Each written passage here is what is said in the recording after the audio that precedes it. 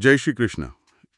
આજે આપણે પુષ્ટિમાર્ગના એક બહુ જ ગહન વિષય પર ઊંડાણપૂર્વક ચર્ચા કરવાના છીએ. એક એવું રહસ્ય જે એક સાદા આસનમાં છુપાયેલું છે, ગાદી. મતલબ એક સામાન્ય બેઠક. એ કેવી રીતે ગુરુનું જીવંત સ્વરૂપ બની શકે અને તેની સેવા ઠાકોરજી સુધી પહોંચવાનો માર્ગ કેવી રીતે ખોલી શકે. અમારા સ્ત્રોતો આ પ્રતીકની પાછળ છુપાયેલા સત્યને ઉજાગર કરે છે. તો ચાલો આ ઊંડાણમાં જઈએ. આ વિષય ખરેખર બહુ રસપ્રદ છે, કારણ કે તે પુષ્ટિ માર્ગના મૂળભૂત સિદ્ધાંત પર પ્રકાશ પાડે છે, ભાવની પ્રધાનતા. સ્ત્રોતો બહુ સ્પષ્ટપણે કહે છે કે ગાદી એ કોઈ સામાન્ય આસન નથી.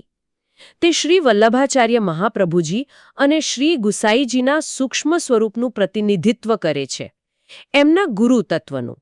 એટલે જ્યારે ગુરુ ભૌતિક રીતે હાજર ન હોય ત્યારે વૈષ્ણવો એવી શ્રદ્ધા રાખે છે કે ગુરુદેવ ગાદી પર બિરાજમાન છે. અને એમની દરેક ક્રિયા પર નજર રાખી રહ્યા છે. બિલકુલ.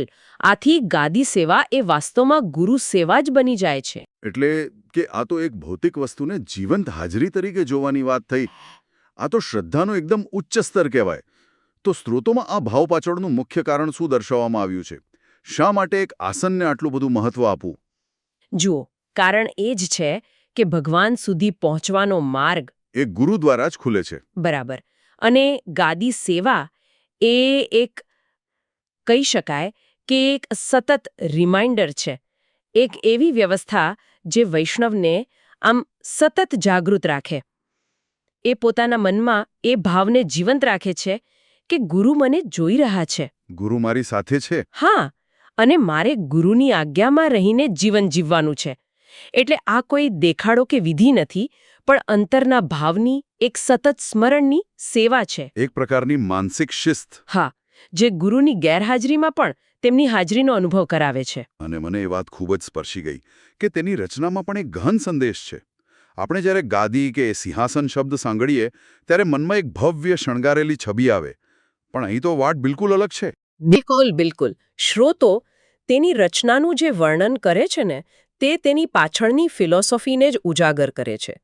કોઈ ભવ્ય સિંહાસન નહીં, ફક્ત એક સ્વચ્છ ગાદલું, તેના પર ધોયેલું સફેદ વસ્ત્ર, પાછળ ટેકા માટે પેલો મોટો તકિયો, જેને મસણ કહેવાય છે. અને આજુબાજુ નાના તકિયા. હા, અને બધું જમીનથી થોડું ઊંચું, એકદમ સ્વચ્છ સ્થાન પર.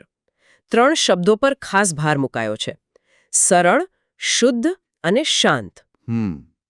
આ સાદગી પાછળનો તર્ક શું હોઈ શકે? આ સાદગી પાછળ એક ઐતિહાસિક અને દાર્શનિક એમ બંને કારણ છે.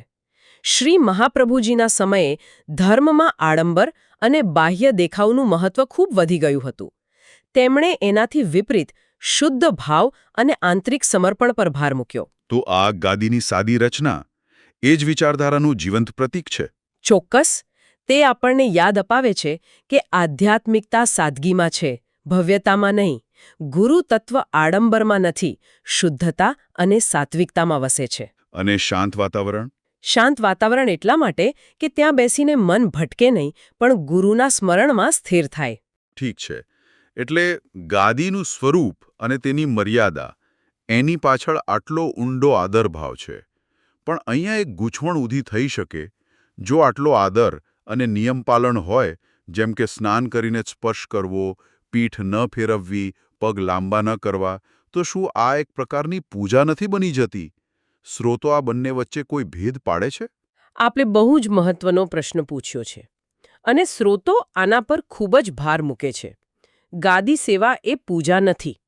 આ એક સૂક્ષ્મ પણ અત્યંત મહત્વપૂર્ણ ભેદ છે. પૂજા શબ્દ સામાન્ય રીતે મંત્રો, ચોક્કસ વિધિ-વિધાન, દીવા, ધૂપ, ભોગ અર્પણ કરવો. હા, એવી ક્રિયાઓ સાથે સંકળાયેલો છે. ગાદીની આવી કોઈ વિધિવત પૂજા થતી નથી. કારણ કે તે મૂર્તિ કે ભગવાનનું સ્વરૂપ નથી. બરાબર. તો પછી સેવા અને પૂજા વચ્ચેનો મૂળભૂત તફાવત શું થયો? મૂળભૂત તફાવત સંબંધનો છે. પૂજામાં ભક્ત અને ભગવાન વચ્ચે એક ઐશ્વર્ય ભાવ હોય છે, જેમાં નિયમો અને વિધિઓની પ્રધાનતા હોય છે. જ્યારે સેવામાં સ્નેહ, સમર્પણ અને આત્મીયતાનો ભાવ મુખ્ય છે.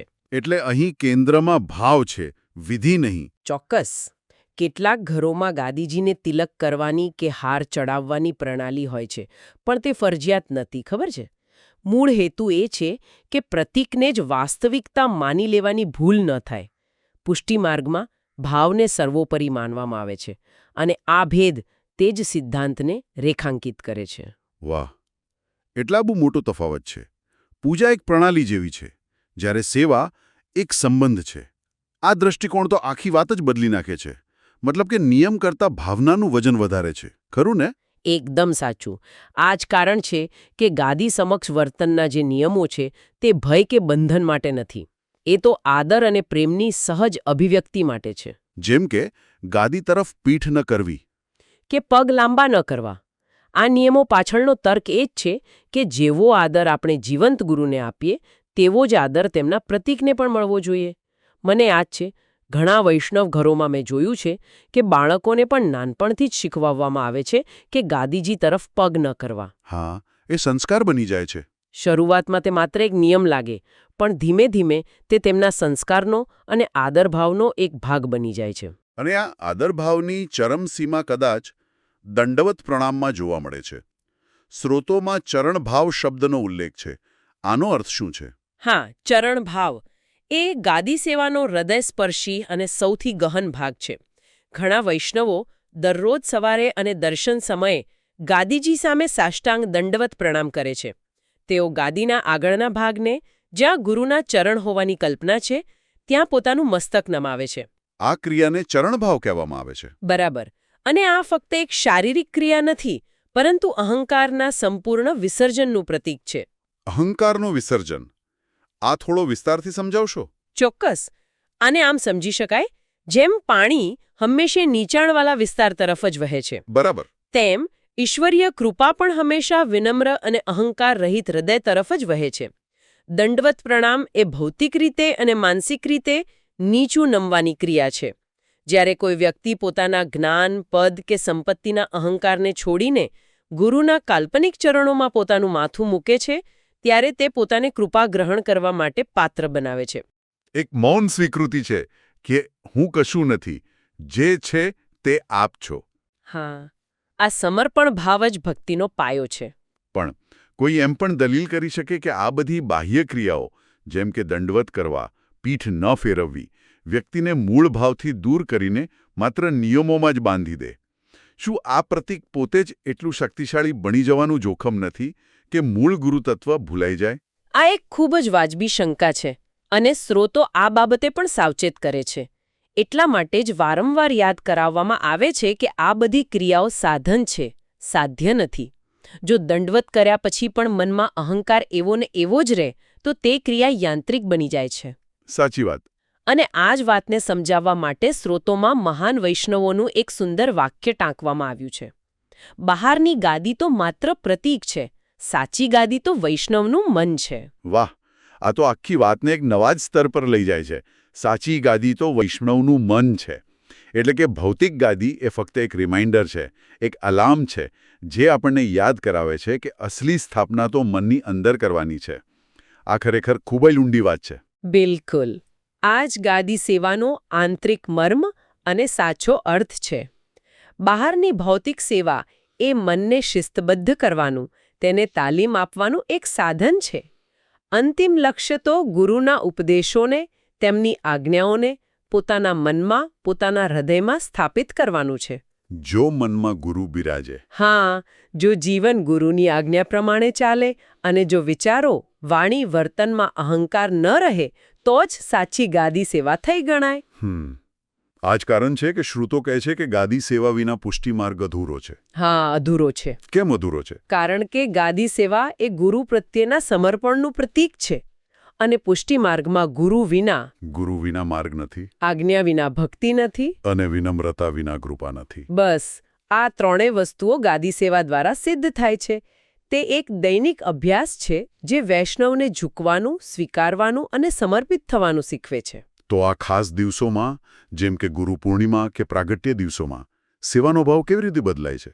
શું કોઈ વિશેષ પરંપરા છે? હા, સ્રોતોમાં ઉલ્લેખ છે કે ગુરુ પૂર્ણિમા, શ્રી વલ્લભ પ્રાગટ્ય દિવસ કે શ્રી ગુસાઈજી પ્રાગટ્ય દિવસ જેવા પ્રસંગોએ આ સેવાનું સ્વરૂપ અને ભાવ બંને વિશેષ બની જાય છે. તે દિવસે દૈનિક સેવા તો થાય જ, પણ તેની સાથે એક ઉત્સવનો ભાવ જોડાય છે. અચ્છા. વૈષ્ણવો ગાદીજીને નવી સ્વચ્છ ચાદર ધરાવે છે, આસપાસની જગ્યાને ફૂલોથી શણગારે છે અને ગુરુના ગુણગાન ગાય છે. આ દિવસો એ ગુરુ પ્રત્યે પોતાની કૃતજ્ઞતા વ્યક્ત કરવાનો અને પોતાના સમર્પણના સંકલ્પને નવેસરથી કરવાનો અવસર છે. બરાબર. તે એક રીતે પોતાના આધ્યાત્મિક જોડાણને રિચાર્જ કરવા જેવું છે. અને મને એ જાણવામાં રસ છે કે આજના આધુનિક ઘરોમાં જ્યાં જગ્યા ઓછી હોય અને જીવનશૈલી વ્યસ્ત હોય ત્યાં આ પ્રકારની શાંત અને શુદ્ધ જગ્યા જાળવવી કેટલી વ્યવહારુ છે. સ્રોતો સીધું આધુનિક જીવનશૈલી પર ભાષ્ય નથી કરતા, પણ તે ભાવના પર ભાર મૂકે છે. તેનો અર્થ એ છે કે મુખ્ય વસ્તુ જગ્યાનો વિસ્તાર નથી, પણ હૃદયનો વિસ્તાર છે.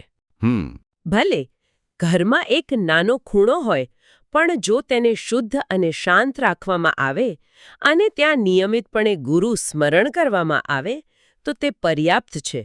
મહત્વ એ નથી કે ગાદી કેટલી મોટી છે, પણ એ છે કે ગુરુ માટે આપણા હૃદયમાં સ્થાન કેટલું મોટું છે. જો ભાવ સાચો હોય તો એક નાનો ખૂણો પણ મંદિર બની જાય છે.